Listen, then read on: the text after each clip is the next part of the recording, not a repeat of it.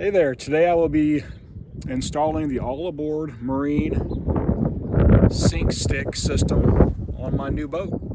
So stick around if that's of interest to you and I'll walk you through the process. Okay, so this video will be just an installation video. If you want to know why I selected this option for my new boat, as far as installing my LVS 34 transducer on it for Garmin LiveScope, hit me up down in the comments if you're interested in those thoughts. I'll certainly put something together and throw it out there as to why I settled on this system. I moved inside because it's super windy outside today and I didn't want the quality of the video to be completely horrible. So I moved the stuff inside just to do a quick tutorial, I guess, or a look at what you get with this particular sink stick from All Aboard Marine. So first and foremost, this is one of the first. I talked to David, the owner of the company, a week and a half or so ago, and he was working on making a sink stick system that's, I don't know if ambidextrous is the right word, but that it can mount on either side of your trolling motor, whether you want it on the port side or the starboard side. Used to be with the last version of this, you had to pick one side or the other, and the mount was all welded together and it would mount to one side or the other. Well, this new system he's just released, and this is March of 2025, mounts to both sides. So he separated the plate from the actual transducer pole and the mount here. So basically the way it works is, for me, I want mine on a port side of my trolling motor. So this is currently set up the way I would want it. So basically when I mount this plate to the underside of my trolling motor head, this is going to mount, the holes are going to line up well. If I wanted to mount this to the starboard or the opposite side of my boat, the starboard side of the trolling motor, all you have to do is flip this upside down, take these three bolts out right here, flip this upside down, and it mounts to the other side of the starboard side of your motor. You just put your bolts back in the other way and you mount your upright transducer pole to it. So basically this side, if you want it to mount to the starboard side, you simply flip it over and it works on both sides. So I like that. So basically the way it works is I will bolt this to the underside of my trolling motor head. This is set up for the old Trex. That's the kit that I got. And then once that's done, you take the transducer pole, which is right here. It's got a nice high-vis green pointer there at the top, so you know which direction your transducer is pointing. He's also updated the end, and there's a couple more pieces I failed to bring in, but I'll show on the install where your actual transducer will mount to this end right here. So, but basically once this is mounted, I take this, drop it in like that, take the nuts right here, tighten them down, and it's essentially mounted to my trolling motor at that point. So I'll separate these real quick. So it's a pretty simple system in the way that it installs and sets up. It does come with this, hope you can see that little added piece right here. And what I believe this to be is that, and I'll show it better in the installation video, but this is a spacer that just takes up space between your, what do they call it, the trolling motor bounce, the bounce rod or whatever, that kind of helps stabilize your trolling motor on the deck of the boat when it's stowed. This allows it to still be able to mount. So it's just nothing more than a spacer. And again, I'll show this process a little bit better on the installation part, but it also comes with this.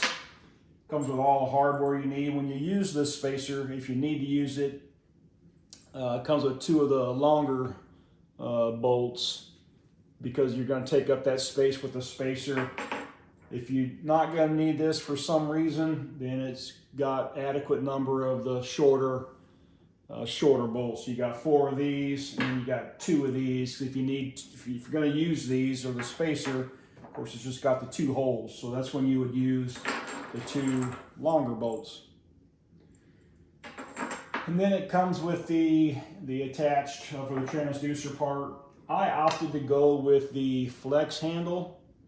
You can see that there, it's got some flex in it. I opted to do that, it's an upgrade. For those that don't know, basically when everything's mounted to the trolling motor, at the very top here, if I don't damage anything, the very top, you should be able to see where it's kind of split in there. And this piece here, all it does, it just marries in there. If I can get her in. It's all steel new, so it's a little bit tight, which I appreciate that it won't just fall out super easy, but that's it. And then all you do with this pull is you just rotate the end where your hand is, and it'll completely rotate that. And again, I'll show this better in the installation video, but that's how the handle essentially works. All right, so that's this part. It's essentially what you get in the kit, and I will go back outside in the wind and the colder weather and work on getting this thing installed. I'll try to keep the wind noise at a minimum as best I can. Maybe I'll just do a talk over after I do the installation or something, but it's blowing about 20 or 30 mile an hour today, and I don't have a nice shop, unfortunately, to be able to back into and get it on, so I gotta be working outside. But let's get into the install. Okay, so you can see the setup here where I've got the mount for the trolling motor support right here on the bottom. Then I've got that metal spacer here in the middle, and then I've got the actual mount here on the top. So I got one of the longer bolts in there, so we'll try and get this started here.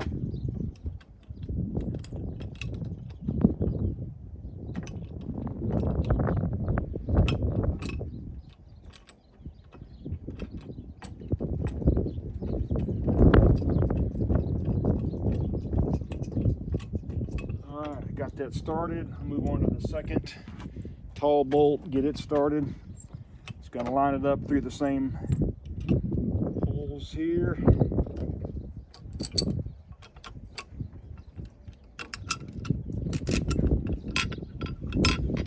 All right, got it started. I'll get two of the smaller ones started on the front here. Pardon my head being in the way.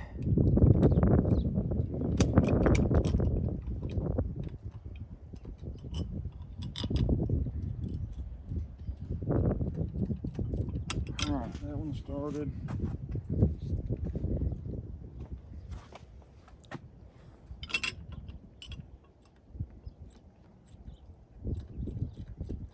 And that one started. All right, so at this point, I got all four of the bolts started.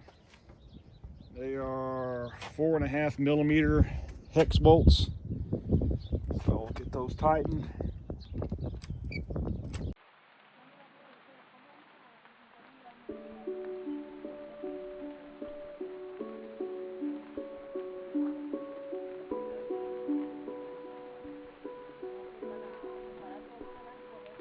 All right, that's mounted.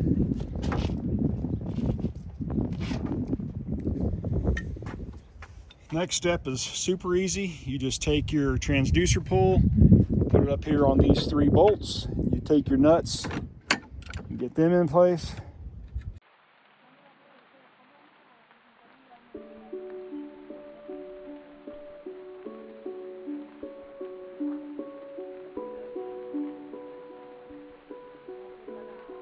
Those are tightened. Now the transducer pull is mounted.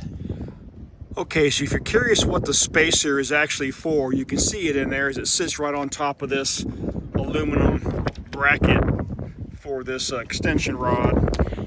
And you have to use a spacer in order for this right here. You can see that space between the round portion and the main plate here. See that? You got a little bit of space right there because of that spacer. If that spacer was not in there, then these two would be hitting each other. You got to picture it not being in there, and this piece here would be up higher and it would make contact. So that's why you need the spacer. So that's installed right in there. You can see it just runs perfectly across here, the top of my bow plate or whatever. And it lies in there just perfect. So I went ahead and got that installed. But that's why you need that spacer is so that you don't have contact right here. All right. And I failed to have these parts inside when I was doing the kind of the conversation part, but it also comes obviously with all of this as well. This is the chain driven portion that actually makes this thing work. So this is a new component with this updated system. So like I said, this is for the old Trek, so it's got that flat side there so that it mounts nice. And so yeah, this here is going to get installed as well. And the end of the transducer, this here is changed as well. So as you can see here, that's changed from the last version. For anybody that has any experience with the last version, this is definitely changed as well. So these pieces up here will make that all function. All right. Okay, so this part looks pretty straightforward. So you got this little nut that comes on this piece here. Take this off, go through the far side. It comes through quite a ways. I think you can see it right there. It comes through quite a ways there, which allows it to go inside the transducer, the perfect depth right here. So it's a nice metal, excuse me, metal on metal situation in there. And you take your bolt, the other end, go through here. If I can get it lined up.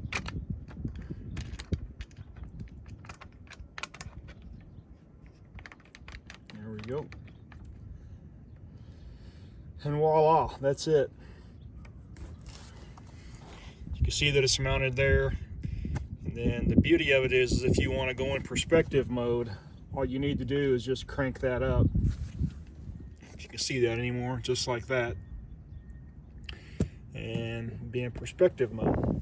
Okay, so as I get ready to put this gear plate on, and this gear and the chain, just want to point out that there's a little link here. So you can see that it's got the link body, and it's got a link cap right here, and then it's got a little lock on top right there. It's sliding lock. So you basically take your chain right here, two loose ends. You slide your body with the two forks on. You put your little cap right here on next, and then you slide this little locking piece over the top.